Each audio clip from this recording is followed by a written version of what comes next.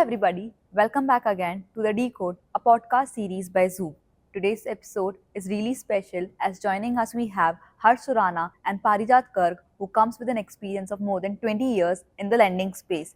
We'll be uncovering an emerging topic, alternate data, and its implication on the lending space. So let's get started.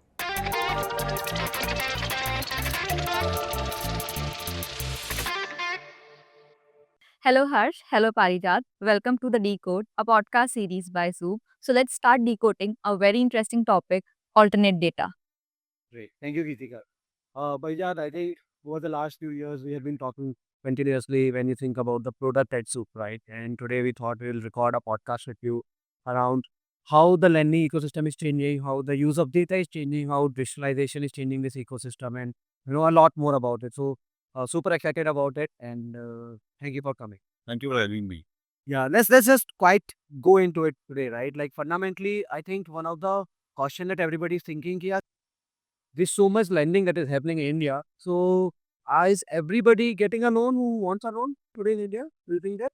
Not really. Like if you look at just purely an approval rate across any kind of loan, it's just about 20%. Oh, Right. So if 100 people are applying for loans, only 20 people are getting loans. See, which means that there's so much of demand and we are not able to fulfill that demand. And that could be for many reasons, but that's what is the reality. that's interesting because I think when we from a maybe a metro city or a tier one city think about loan, we just feel like we keep getting bombarded. हमें तो मिल ही जाएगा. हमें तो मिल जाएगा. But I think the reality is different, right? Yeah, it is different. So that's why we say India is not India, right? India is India and Bharat. So you have like so much of variety. It's very difficult to really paint the country with single stroke. And you see a lot of Indians who do not get access to credit. And that's why India is still a country which is credit hungry. If you look at only just like 30-40% of Indians have credit access. Which is very interesting, right? And I think let's double click into this. Like for example, why do you think is these people who are like let's say from the Bharat and in our current context, uh, looking for loan, I'm pretty sure that there are lenders who want to give them loans. Right. So what is this gap? Why are they not able to fulfill this gap? So fundamentally, lending is about selecting. Right. And then मैं एक example लेता हूँ. Look, say we all have studied through colleges, right? A college is also about selecting. College, like hundreds of people will apply to a college and college select करता है कि मुझे ये student चाहिए ये नहीं चाहिए, right? And they will put up some parameters around it. They will say academic score. But not everyone qualifies because of academic score. So they bring in something else around it. Similarly, in lending, what happens is credit score has become like the paradigm of selection. So if I have a good credit score, I will get loans. If I don't have good credit score, I don't get loans. Now, but that is where large part of customers get left out because credit score is available only once you get the loan. How do you make that first chance? Loan उसको मिल रहा है जिसका credit score अच्छा है, जिसके पास already है, but जिसको पहली बार चाहिए, how do get into that? How do get that first entry? And that is where the difficult part is, right? And all of these guys are called as new to credit customer. NTC. MPC, yes. Yeah. That's very interesting because I remember when I got my first credit card, it was primarily because एक अच्छे college से pass out हुए, एक अच्छी job लग गई तो bank वालों ने बोला कि हमारे साथ सेविंग अकाउंट खुलवा लो और क्रेडिट कार्ड मिल जाएगा. But now what I am understanding is that might be based because I got a job or something that might have been around it. But there are a lot of people who might not have that stability, might not have that. So, how are let's say the lenders thinking about solving this problem? Because unko to paisa dena hoga, right? They would be there. And what are the alternatives here? So, like, I think we are almost coming to a topic of alternate. Yeah. So, credit score is like the traditional data source, right, which is what everyone has been. Sorry, just a bit. What gets into a credit score? Like, banta kaise hai ye? The credit score is all about what kind of fast loans that you take. Okay. And it is a summarization of that. As like I said, के loans लिए, how have you repaid on them? Okay. Have you been on time? Have you been paying in full? How frequently do you take loans? It's a combination of all of this. Okay. Right? And it tells about like a lender about your ability to repay a loan. But then this is specifically around people who have already taken a loan, Absolutely. right? Absolutely. But So what would if it does happen? not have- Yeah.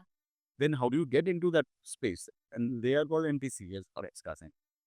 So that is one segment, which typically is like say about in India's context could be any youngster, right? Anyone who is fresh out of college. Yes, in your case, you got the credit card. Makes sense. But most of the people will not be from, let's say, a tier one college. Correct. And they will not get access. Yes. So how do they get it, that first entry? Yeah, that is the biggest challenge.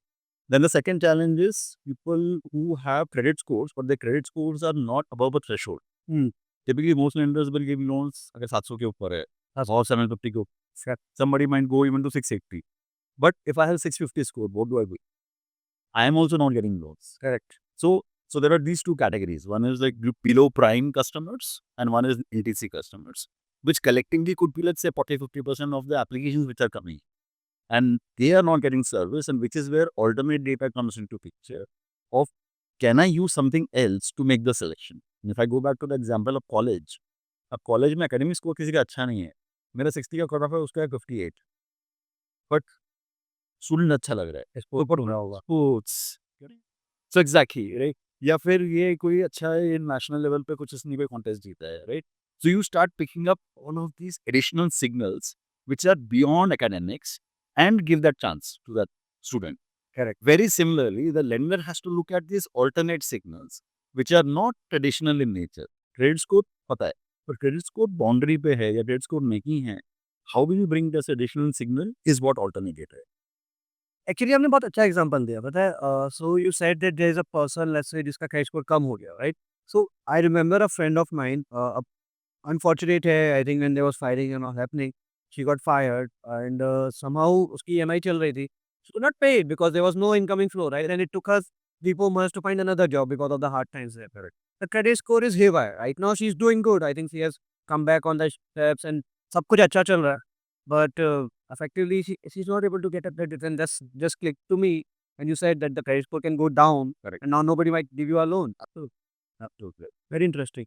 And I'm pretty sure this impacts both individual and businesses. For example, एक entrepreneur है, उसने कुछ चालू किया है, Absolutely. उसको भी दिक्कत होती है. Absolutely. Because it's like they're in the same boat. Just that one is for business purposes, one is for individual personal consumption purposes. So, Parijat, please highlight about the alternate data sources that one can consider, the NBFCs, banks, whosoever is into the context of providing loan. What can be the sources apart from credit score? So let's reflect on our lives, right? Correct. Now we have smartphone in our hands. Right? True. When we use smartphones, each time we use, we are creating a digital footprint. Okay. When we use laptops, any kind of website, they are creating digital footprints. Now all of this is potential data source, right? Okay. It tells me as like if I am the evaluator, it tells me something about you, right? Or something about you. Now you could be a shopper. He could be like sort of interested in cars. So he's browsing a lot more about cars. You might be browsing a lot more about, say, fashion, or you might be more interested in education. You might be interested in some certain categories. Right? Now, I as an lender, can I get that information, right? And all of these signals, so basically we are today having billions of such signals.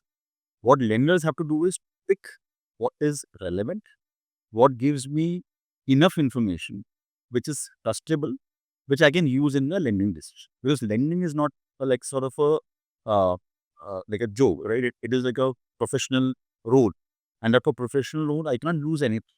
अभी मैं आपके mobile देख के बोल सकता हूँ कि अरे इनके स्क्रीन सेवर कार का है, you might be interested in cars, but that's like a judgment it didn't take indication.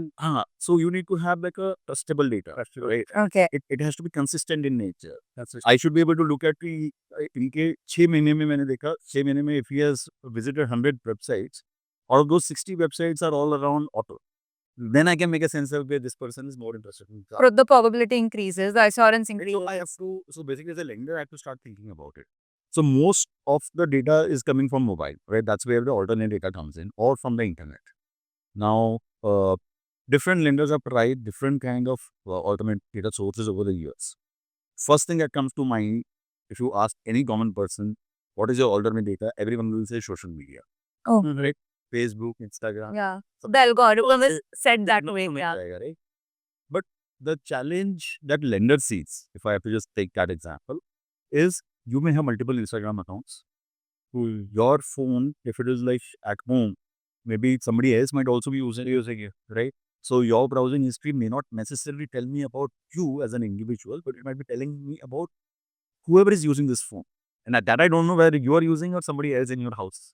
Correct. Correct. So that becomes like one second challenge. The third challenge is you may, or like as an individual, I may also have multiple identities. I might be behaving something differently for this person. I might be behaving differently with you. Right? When I'm in office, I'm like always dressed in a certain way. But when I'm visiting Goa, I'm with full check out, right? And you may not even like recognize me just by my dressing sense. So that can happen, and I might be actually living those kind of lives. So how do you really look at social media in that context becomes important, and that's where most of the lenders who tried using social media in the past have used it only now for mainly fraud checks, not for true credit assessment. Just to give example, that okay, if I'm claiming that I'm like 40 years of age, does it reflect, right? Or if I am coming out, like if I'm saying that I'm staying in this city, does it reflect through my posts, right? It could be coming through Latrom, it could be coming through any of such data points. So that is what is being used from social media. It may not necessarily give insight around how will I repay my loan. If I'm liking cars, does not mean that I'm adventurous, I'm going to be a risk taker. I might just be like an engineering mind. I might want to understand the engineering behind cars. Cards, yeah. It does not necessarily mean that I'm going to be like a freak who's going to drive cars at 200 kilometers an hour. So that I think is the aspect that everyone looks at from an sort of an alternative. Very interesting. So if I have to summarize it right. So what we understood was that definitely there's a credit score around it, but obviously it may not be valid, and as per the information might be valid only for 20 to 25% of Indians today for this degree. And then this entire set of alternative data that is there in the digital medium, but that is, let's say, at times inaccurate, that is at times inconsistent, that is at times, maybe purged because somebody else is using it. So as a lender, they have to first of all find the source of data. Maybe they have to fill that data source in some parameters like trustability, reliability, recurrence of the data. Correct. And the data can also be used not only for lending, but let's say detection of fraud or in terms of double clicking triangulation fraud. Absolutely. Even in KYC, like say for example, KYC, my KYC has been provided, and that gives certain kind of address, Correct. kind of phone number. Can that be triangulated using my social media? That okay, am I using the same phone number? Am I using the same email ID which is linked on all my social media, all my apps that I'm registered? That give like credibility. Yes, I think that's great. Yeah. Paridat, you highlighted about KYC. We have been talking about alternate sources that can help in building alternate data for loans. How Aadhaar comes in the picture, or is Aadhaar even coming in the picture? Because we seek for verification, Aadhaar is the supreme source. For identity verification, Aadhaar is supreme source. And when we say loans, eventually it is about the authenticity of the identity. So is Aadhaar anywhere as supreme in this picture? So Aadhaar definitely is this is a very reliable source for KYC. But when we're looking at from a credit assessment standpoint, KYC is a I would say a gatekeeper. It just allows a person to come inside. Okay. But so it's almost like if I'm applying for a loan, then if my KYC is not there, the lender does not even identify. So Okay. it's fulfills the identification part. But am I good enough? How much loan should I get? Yeah. I want 2 lakh rupee loan. Should I get 1 lakh? Should I get 50,000? Should I get 3 lakh? That eligibility question, the possibility of getting loan, that requires a lot more data.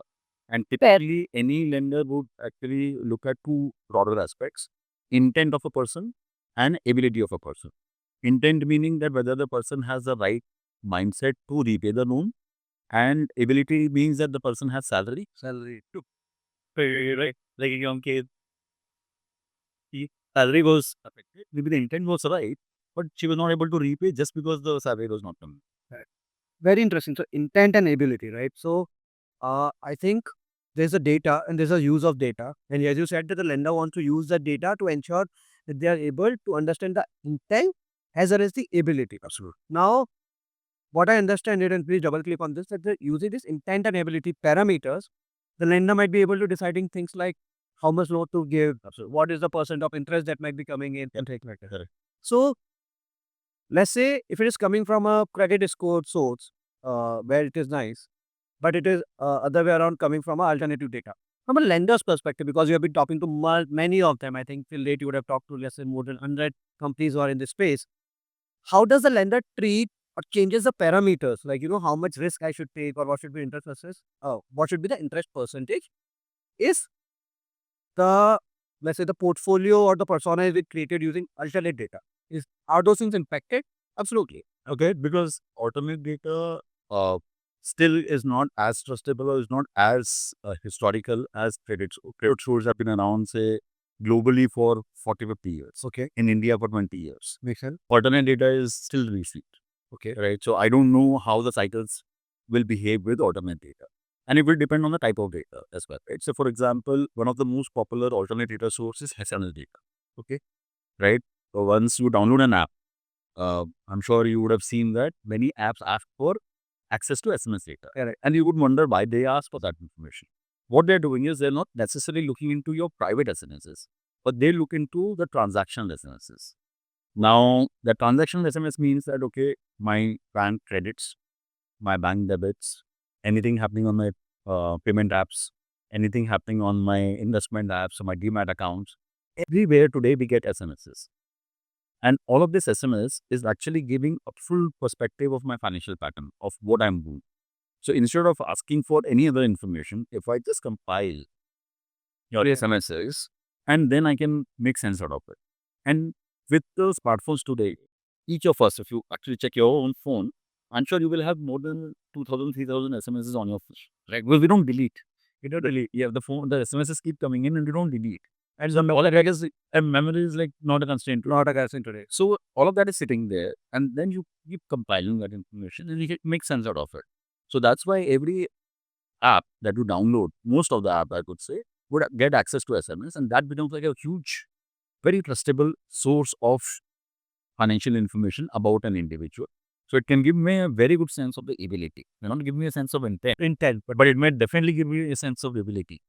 इस बंदे का demat account में कितना है, balance है, mutual fund में कहाँ invest किया है, कौन कौन से इंश्योरेंस पॉलिसीज हैं, कितना प्रीमियम टाइमली पे कर रहा है, किस डेट पे क्रेडिट कार्ड का बिल पे कर रहा है, क्रेडिट कार्ड कहाँ यूज़ करके कैसा स्पेंड किया, पेमेंट ऐप से कहाँ से स्पेंड किया, कितनी फ्रीक्वेंसी से स्पेंड कर रहा है, किस कैटेगरी में स्पेंड कर रहा है, is this person spending on gaming apps, because that is seen as a negative angle for lot of lenders. अगर आप बहुत ज़्यादा गेमिंग में ये हो तो it is possible that it may actually not control your End up investing a lot. and you're spending a lot of money there. Yeah. And you may not be able to control your emotions, right? It's like it's seen very close to gambling. Yes, fair. So वो उस type की सारी information यहाँ से आ जाती है. Very interesting. And अगर मैं इसको डबल क्लिक करूँ तो SMS हो गया, ईमेल हो गया. जब आप बोल रहे थे तो आई हैव रियलाइज किया तो every transaction, every reminder is either on the SMS or on the emails. And more or less personal emails is the one where most of these things happen. So and historically सबके पास 10-10 साल 5-5 साल का data तो हो रही हो. Very interesting. So we touched about the SMS and alternate data for an individual. This is very interesting. How does somebody thinks, and I'm being very more specific, let's say to a person who's becoming an entrepreneur thinking to start a company, how does these lenders think when let's say a SME or MSME is coming to them for taking a loan? I know there's a category known as business loan, but let's double click on that because I think that is also not very penetrated in India. Right. And I think now in businesses you have two kinds, right? One is like obviously with the startups that you spoke about, right? Now for startup to get like a loan is difficult because there is no history of performance of the company. There's no that, So typically that's why most startups go for equity. Okay. And once they reach a certain stage is when they get access to debt. But if you look at the larger businesses in India, okay, kirana stores ho gaye, pawn shops ho gaye, like all of these guys, right? Correct. Many of them may not have taken loans in the past. So they will also fall in that category of no credit score. Right? Now, if a lender has to assess them, there has to be some parameter for them to get influence. Now, traditionally, many of these businesses were dealing in cash. Correct. So उनके पास में ledgers भी नहीं maintain होते थे. वो कोई एक छोटे नोट में कहीं पे लिख लिया कुछ है. So you don't have ledgers. You don't have any banking transactions. So there's no footprint created. Very interesting. But now what is happening is with the changes that are happening in our ecosystem, two things happen with businesses. One is they're formalized. When I say formalized, they're getting registered on GST. They are getting registered on OCAP. Right? So now there is some verification that, okay, there is this business. They operate out of this location. And if they are paying EST, then there is some EST transaction history that There's something there, yeah. that is one part of it. The second part is gradually the customer is pushing them to accept digital payments. UPI हो गया. UPI, right? Correct. So पहले मैं सब cash में deal कर रहा था, अब UPI आ गया. So gradually what's happening is part of my transaction, a good part of my transaction is now becoming digital. Either with payment gateways, it will land up in my bank statement. So it's creating digital footprint. So going back to the point, but digital footprint create हो गया. Now this becomes a data source. So I have transaction data source. I know how many customers come in, how many customers make the purchases, what is the average order value for this shop, what is the peak period when the sales happen, what is the off-peak period when the sales don't happen. Is this guy actually keeping shop closed on Mondays? Because Monday को transactions नहीं आते ना यार. So I can Behavioral analysis. Yes. फिर वहाँ पे internet होगा, मुझे पता है कि ये बंदा इसी वाईफाई लोकेशन पे रहता है. तो अगर उसके शॉप 7 से 9 खुलती है तो देन आई नो कि this person is actually staying in this location because उसके mobile network actually tells me that it is 7 a.m. to 9 p.m. this guy is at the shop, like except for 1 hour maybe for lunch where he is out. So I can get like a lot of this information plus the GST kind of transactional information. There's a lot more information now that is available to start looking at these customers also, and that's why you see a lot of these payment gateway businesses which were earlier payment aggregator businesses which were primarily into payment had started doing something around lending because they had a lot of this data. And अब मैं क्या कर सकता हूँ, right? think Bharat पे Paytm ने जो loan Exactly, right? And फिर साथ में जो formalization के अंदर से अगर आप देखो तो there are some of these apps which have come to give you ledgers and accounting systems which are like very very small sort of level पे आप क्या कहते हैं like खाता वो there is. So अब मेरे पास वो भी information. So can I start using all of that as a lender and make sense out of it and start giving out loans? Because now I have information की cell कितनी हो रही है, आप किस तरह का बिजनेस करते हो, कहाँ पे हो, कैसे हो. So जो मुझे पहले असेस करना पड़ता था human basically, now I have it all digitally verifiable with history. Very interesting. इसको ना मैं दो पार्ट में I would like to divide it, right. Part number 1, एक आपने बोला that data needs to be recurring. So when I talk about alternate data, for example, let's take the example of the shop. What do you think is a good time frame that the lender consider?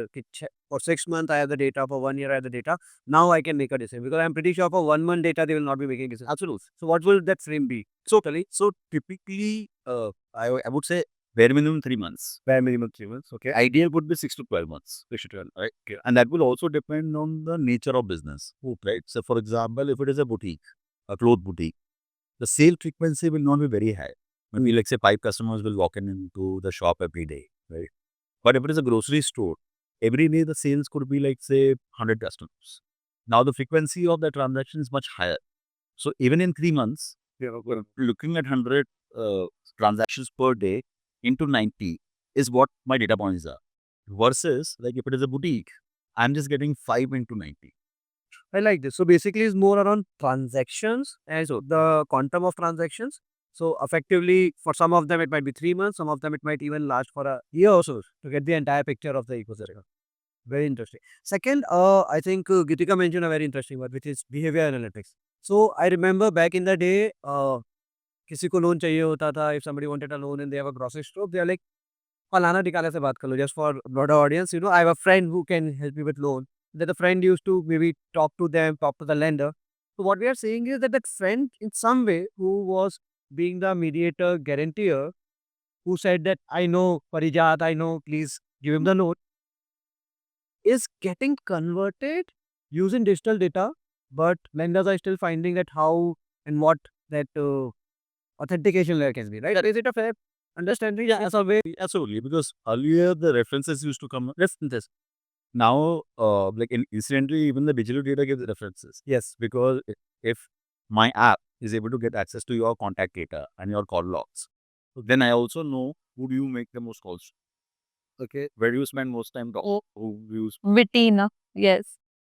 I already know that, right? As a app, I can start tracking that, and I know कि अच्छा ठीक है आप शायद ये 5 लोगों से दिन में बात करते हो, and on an average ये जो number 1 person है, you are spending like almost 40 minutes talking to this person. Number 2, you speak like say about 15 minutes. Number 2, 3, 4, 5, you speak for about 5 minutes. Now, who these people are, I don't know. They could be our work colleagues. They could be somebody in family. So then I can start mapping around it. Like if I can create like a network, I can get more sense out of it. So this information is also useful today. It is not very useful, but it gives like some sense. And that's why if you see in collection use cases, people start getting random calls.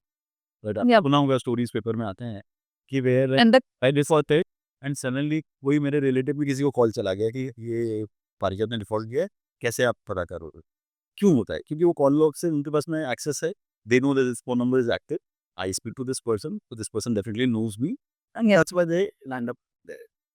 Parijat, actually, I would want you to spotlight on the underserved segment. You know, how lenders can expand credit to the underserved segment, considering that it is, risk free, because that's another. So what do you have in your mind? Like Uh, People in the villages. Let's talk about people in the villages, because they are still using the old school technologies, and they do not have, so not UPIs, and phones are not there. So broader factors of alternate datas which are building in the ecosystem are still not approachable to that extent, right? Because phone nahi hai, UPI nahi hai. तो underserved segment को कैसे? Like I think, I may not be able to answer it very broadly, but let me take an example there. Yes. Now, in like you spoke about villages, right? So there are farmers, and farmers get farm loans and kisan credit cards. Yes. This is also a sizable market, Okay. and there is a strong government push also for banks to help farmers, because ultimately, they are the ones who produce food for us. Correct, right? Now there are lenders who are experimenting with alternate data to underwrite farms. Now I'll give few examples. One is I need to understand what is the land that a farmer owns. The farmer will be farming on that particular land. So need to establish the ownership of that land, need to establish the dimensions of the land. Now, ULI, you must have heard of it. Yeah. Unified Lending Lending database, yes. Edge has talked about, is trying to integrate with state government land records. Oh, very rare. Now, if a bank uses that ULI, connects to that information, then they might be able to validate whether that land exists and land belongs to, say, XYZ person. That's point number one. Now, second thing, what some lenders are experimenting with is what is the crop that is growing on that particular land? And is that crop fit for that land? How do you establish that? Traditional method is you send someone who is the agri expert, who can understand that farm, that soil, and then decide. But how technology is replacing this? Now we have satellites. Satellites can take that image. There are machine learning algorithms which can actually identify the crop, which can identify the health of the crop, which can identify the height of the crop. So you know that this crop is, say, 3 months away from harvest or 1 month away from harvest. What is the nature of yield that is going to come from this farm itself, right? And is the soil suitable for this particular crop or not? Is irrigation available for this? Is the water level sufficient or not? All of this parameter can be captured through satellite images, right?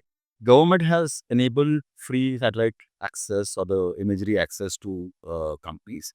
There are private players who have actually captured all of this information, and all of this can come in very, very handy for agri-financials. Now, how do you bring that together? Whether to build trust on it? There are challenges in the technologies, there are challenges in the model. As I was saying, that there has to be some time period over which there is a release that will come into these alternate. very interesting. I think when you're talking about this SMS and emails, right? One thing that crossed my mind is the amount of misuse of this type of data, right? Because definitely the objective is to enable lending by using this alternative data, but having access to this much data can really cause a lot of frauds, right? So what do you think about it? What is your take? And how can somebody be, prevent themselves to not be part of these types of frauds? And absolutely, I think whenever so much of data is being exchanged, it can go into wrong hands, right? We have all heard about dark web. The data could flow in, and that can be misused. It gets resold also. So whenever, like as an individual, whenever we are downloading any app or accessing any website, now fortunately you can see what kind of accesses you are providing to that app, okay, right, or to that website. Be more careful about it. Now in website you get that accept all cookies. Do you want to accept that, or do you want to say necessary only? so that you can at least limit the kind of access that website gets to your browser data. Correct. Similarly, on the mobile phones, when you're downloading an app, you can choose what you don't want to give access to. Now, some of the apps will stop working if you don't give them access. Then you have to be choosy about it, whether you want that app or whether you want to keep your data private. Correct. But important thing is that you have to look at that. And we have seen that there have been very kind of lenders who have come into the market who may not necessarily be following right practices. Like they may actually choose this data to do something else. Correct. They might just be looking to make money, quick money, Different source of revenue. different source of revenue. So as a customer, we have to make sure that we are taking loans only from RBI licensed lenders, because they will follow some good practices. Yeah. Also, they will take whatever is necessary for them to take the data from you, and even if they take the data, they will keep it secure. Correct. So the data getting leaked from there is also very less likely. I think the word that you use is basically RBI approved lender, right? I think this is very important for everybody to understand in today's world, because lending is so subjective that if I need money, I want to get money, and in that, that place in my life, I might just give all the excess. But I think it can bite really, really bad. And I think we have seen a lot of examples where you download an app that says that they will give you a loan. You do the entire process, but you get nothing. And 2 weeks later, you just get some calls with a lot of information. So I think that's a very good point. And what happens is, like, if this data gets in wrong hands, recently one of my friends called me up. His PAN card and some other information was used to take loan, and that to a 50,000 rupee loan. And this guy is now a vice president in an investment bank. Now imagine, like, he won't go to an app to take 15,000 rupee loan, but now somebody has taken it and that person has defaulted. These collection agents are actually knocking at his door. So such kind of misuse can happen. So if you're not particular about the way that you actually protect your data, it's difficult. And that's where I think government is also coming with DPDP, right? Like, where not all individuals can manage their own data. So that's why if there is an act which makes all the businesses responsible in terms of how they handle data, if they are handling data of the customer, then I think that way also our data will get protected. But the implementation will take some time. So an individual also has to be aware of how to protect yourself. That's actually a very good point, right? Because I think not even India, I say India as a country in such a place where we want to do higher penetration of digitalization, maybe it's lending or insurance, but at the same time, regulator has to be ensuring that the people are not penalized because of it, right? And I think RBI is doing tremendous good job around it, right? They are left, right, center penalizing people who are not using these type of practices. You touched upon DPDP. I think we have definitely talked about it earlier, but let's just look at DPDP very slightly in the context of lending. Will a lender, how will it impact a lender? Let me ask that. How will DPDP maybe impact a lender who is right now operating? So fortunately, regulator has already been putting in some guidelines about how to handle customer data, Okay. and how to keep it safe and how to keep it localized in the Indian context. Perfect. So regulator has already been taking steps. Now DPDP will align all of that with the larger Data Privacy Act. That's point number one. Okay. Now, point number two is that the lender will also have to be more careful, especially in the context of our current topic of alternate data, because this is the data that you're trying to capture of the customer from different sources. Whether that source of information is rightful source or not, can you capture that information? Is it consented enough? If the customer wants it to be deleted, can you delete that information? Perfect. So, and your models, your underwriting models should still work, because if the data gets purged, how do you still Lender operate, right? Yes. So I think all of that will become more and more important. And as we get more and more data, I think this entire concept of data security, data privacy will gain more and more momentum. So what we are seeing today, I think maybe 5 years down the line, this could be 3x of what we are seeing today, both in terms of the volume of data that we are handling and the kind of controls that a lender has to put in to manage the data very, very effectively. Very interesting. So, what I learn is that RBI regulated lenders are already following some guidelines that has been set by RBI when it comes to the systematic ecosystem of data storage. But the lender needs to be more observant right now when it comes to alternative data in terms of the source and authenticity of that source. And the word that you used was consent, whether Hertz has approved you to read Harsh's data before you think that, you can just go all in and read it to give him a loop, right? I think And that too for very specific purpose. Like Okay. again, if you look at the recent guideline from RBI, Yeah. which talked about digital lending guidelines, what it said was if you're collecting some data, you have to use it only for that specific purpose, only for that specific time period. You can't use it for like any other purpose. You can't use it beyond that time. Like so, all of these elements kind of make it very, very important for lender to be responsible about how you use that. Correct. Now just let's stick to RBI and the innovations. What I understand is that NPCI's innovations of UPI has tremendously shifted it. Definitely, there is a RBI innovation of account aggregator that has shifted it. We talked about ULI has a ecosystem shifted it. So, how do you think the adoption to the lenders, whether the adoption lender should adopt it right now? Do you see there's some reservation in the traditional process versus this type of adoption? And if they're not adopted it, what are they missing today? So I think adoption has two functions, right? One is the utility to me, okay, and second is the system itself, like how reliable that system is. Now, utility to me is like I believe like all of these initiatives, whether NPCI innovations, RBH innovations, account aggregator, each of these systems bring in novelty or new features to the lending ecosystem, and that's where you see a good early adoption all across. The challenge that each of these faces, how do you make it wider in terms of coverage? How do you make it wider in terms of usage? And that's where the challenge is. Like, say, we spoke about digital footprints, right? Now, digital footprints are also limited to, say, mostly to urban segment of customers or more digitally active customers. It will not cover the entire India and the entire Bharat. Very similarly, like each of these initiatives will cover a certain population or certain segment of customers. But multiple such initiatives are required to give benefits. Like say, for example, account aggregator today might be available, say, with 40 or 50 banks. But India has like nearly 1,000 plus banks, right? If you include all the cooperative banks. Even when you look at all the larger banks also, we have nearly 100 banks. Now, unless we get all the large 100 banks covered, account aggregator coverage itself is to some extent limited. So it will give benefits. It has utility, but it has limited utility. So as the adoption goes through, it is a adoption cycle that we see. Once it hits that inflection point, that momentum, then I think it will really become like a full replacement of current process. Yes, and I think people who have been an early adopter, as you rightly mentioned, we have seen those changes in our day-to-day life. I know it will be very particular to, let's say, tier 1 cities, tier 1 people. But right now, people like you and me might be able to get a loan in 15 minutes for the amount of, let's say, 15,000, 20,000, because I think this ecosystem has helped them to regulate. But I totally second you there that it's mega thing where everybody in the ecosystem needs to work. The lender needs to adopt it. The regulators needs to penetrate more. The left side of the network needs to work really, really high and go about it. Super interesting perspective there.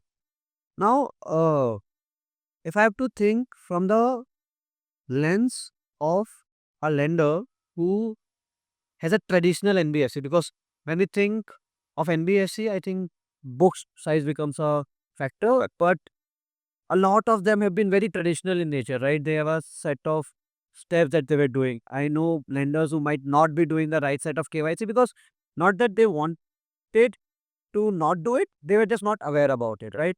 And now when we talk to them as a service provider, tell them about DigiLocker and this and that, and we're trying to automate that. What do you see is going to be a very big friction for a traditional NBFC to move digitalization towards a digital journey and use this alternate data? Like, how should they think about it? How should they, create a steps, let's say, to move to the digital ecosystem and adopt it? Right. So I think, and we have seen over the years quite a few traditional lenders also who have been like operating for say 40, 50 years now adopting digital.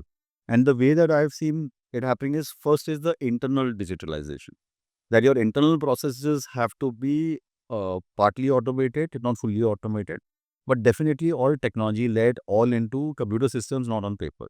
Because once that is done, then it is about the second step is digitalizing the channels, like going out, creating mobile apps, creating a website, doing partner integrations who can bring in leads and business to you. So that is like the second part of it. Now, the third part is once you have all of this connected, you start collecting these additional signals or alternate data that we speak about, right? And then imbibing that alternate data into your decision making. Correct. Then testing that out maybe in pilot phases, operating it, seeing the results over few cycles, having that confidence to fully imbibe that into your systems. That is like your way to evolve. Obviously, you will learn from others. Say, if I am already like a follower, I can look at what the leader is doing. I can fast track my learning and I can replicate what others are doing. So I think all of this is really helping India.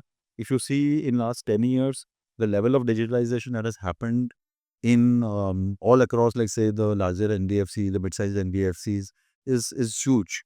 And the way that they are accepting data, the way that they are processing data was unthinkable. Like if you ask me what was happening in 2015 versus what was in 2025, it's a massive shift. Yeah. And I think that's fair. And also it might depend upon the thesis, what they call it internally of the NBSC, right? Because I remember you mentioning about how ULI has gotten the land records into the ecosystem. Recently, I was talking to somebody and they also mentioned me that government ULI has also partnered with Amul to get all the data of, let's say, the dairy people. Correct. So one thing that I think is going to happen, and second me there if you're aligned, is that the alternative data might also be different for different NBFCs depending upon their thesis and different persona. For example, for a farmer in a village, I'm looking at the farm data, the land record, but for the farmer who has a cattle and are related to the dairy business, I'm looking at the dairy data from Mood, right? Absolutely. So how do you think this thing, and I know we can just take a tinge of thought process on the future today because we have seen the evolution and you're definitely seated for more than 2 decades. How do you think this will evolve and, how do you think it will impact the journeys of our individuals in India? So I think like as you gave in your example, it's a public-private partnership that I think is going to solve for India because uh, wherever the customers are already digital active, right? There, because of the private partnership itself, enough data is getting created, like people like us. But the underserved market, I think that she was asking about, there are very different kind of pockets of underserved market, right? We have gig workers, we have urban poor, we have farmers, cattle farmers, and so many such like micro segments. On each of these micro segments, they may not be as digitally active as what we could be, right? Our data is there on Swiggy also, or this is Zomato. Yeah. When they are ordering food, and that itself is a good enough data point, but which may not be available for a significantly large population in a country like ours. So each pocket has to have like a different approach and different data source to solve for. And because these segments may not be commercially attractive on day zero, that's why public partnership is going to be important. Like you said, a government is able to create like digital data for cooperatives. Government is able to create digital data for gig workers. Then what would happen is then private players can come in, leverage on that data, build applications on it, both financial applications and non-financial applications.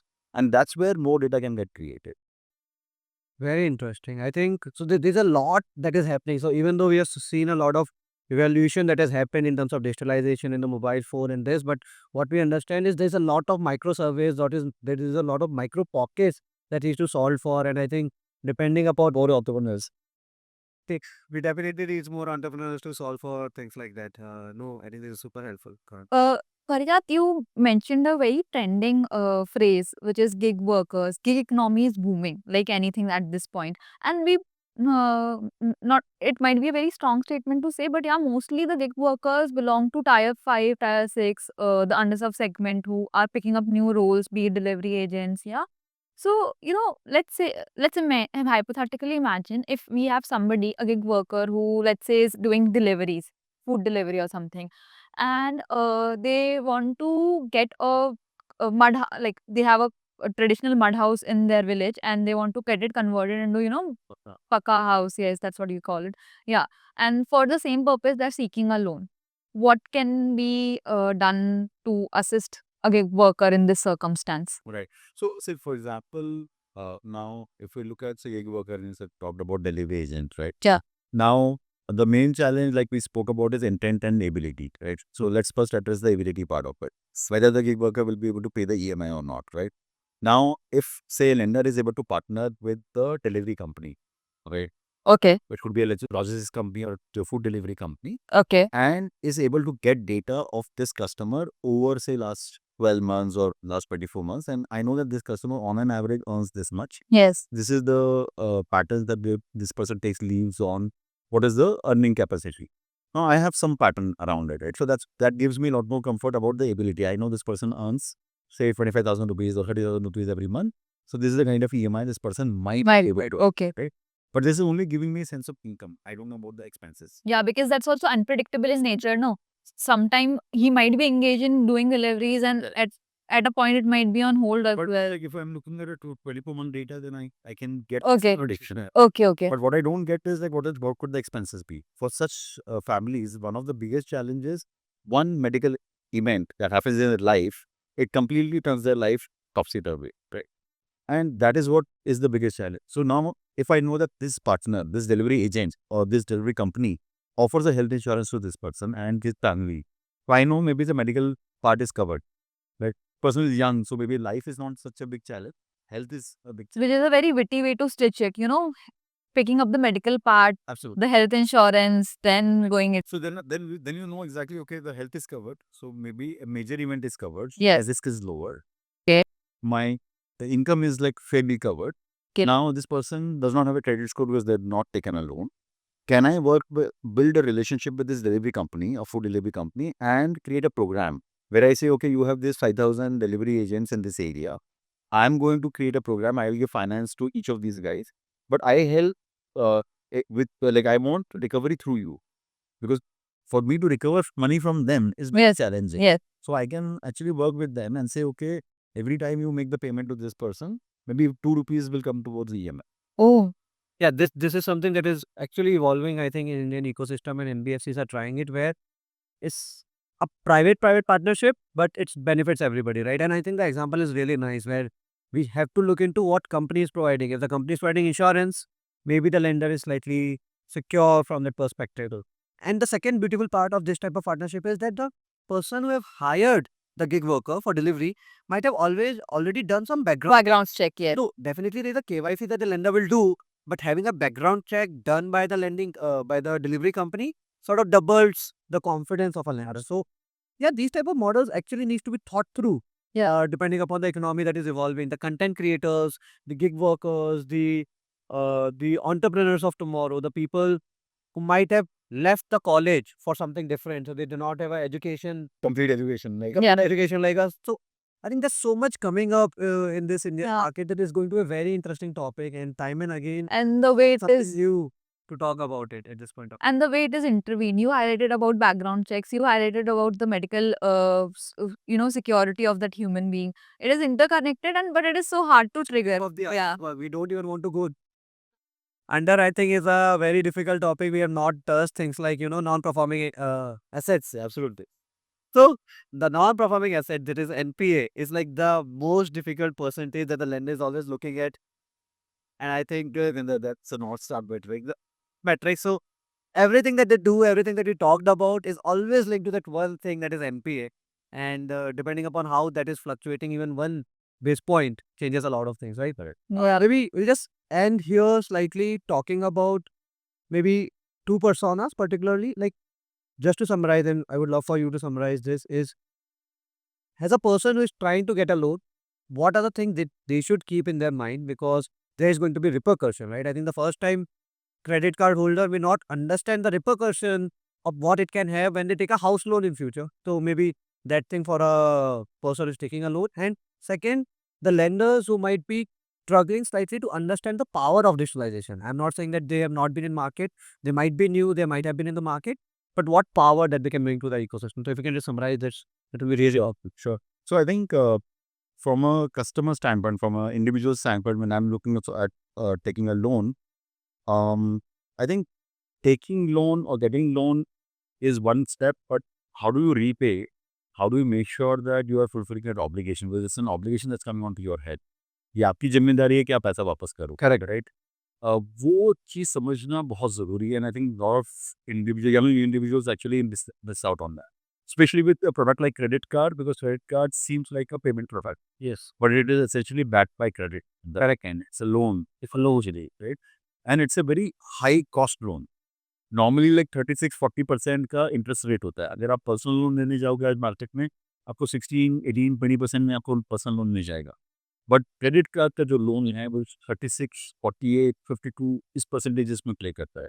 Which means कि अगर आपने आज अगर ₹1 पे नहीं किया, that is going to double very very soon in 2 years, right?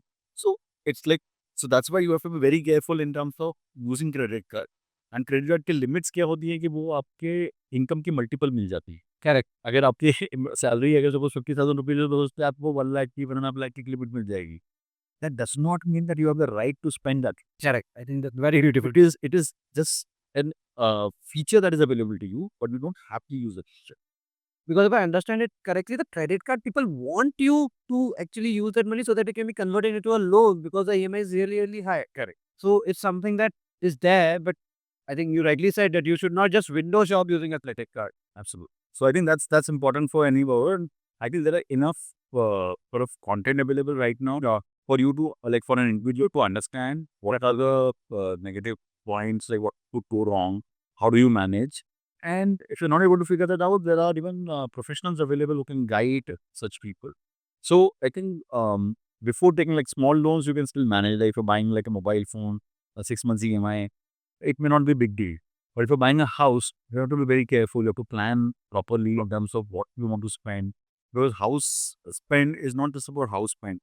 Then if you do interiors, you have to spend taxes, then you have to manage the house, That's like and which you don't realize upfront, right? So all of that has to be factored in, which if you can't figure out yourself, seek help from your intelligent friends or wiser elders or advisors, whatever is the best possible. Because house loan is, to me personally, and the opinion might change from people to people, house loan is actually an obligation of 20 years. True. I think plus minus, right? Depending upon the way you move forward. So thank you for that.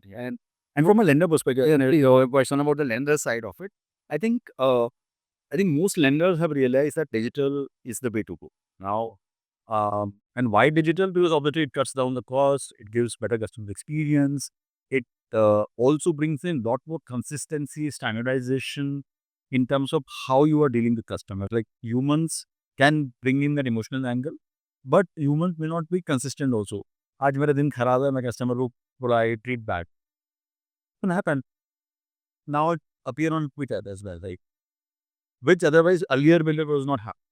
So you want to give it, say, more consistent, more standardized sort of treatment to customers, more personalized treatment to customers, and all of that is possible using digital and technologies and data and analytics, right? So that's why everyone wants to go about it. The main challenge that they see today is how fast can you go, right? And not every customer segment you can go full digital.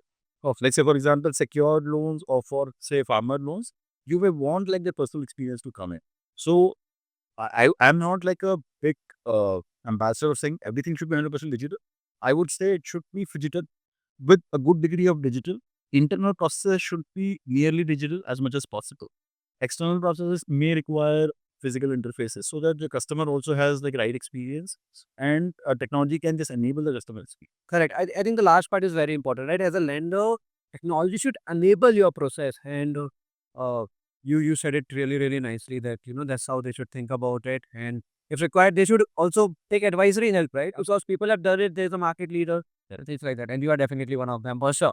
No, I think that's about me. Gitika, any parting thoughts, any parting questions that you might have, because otherwise this conversation will just go on, and no, I guess very well answered, Parijat. We are really glad that you joined us for this conversation.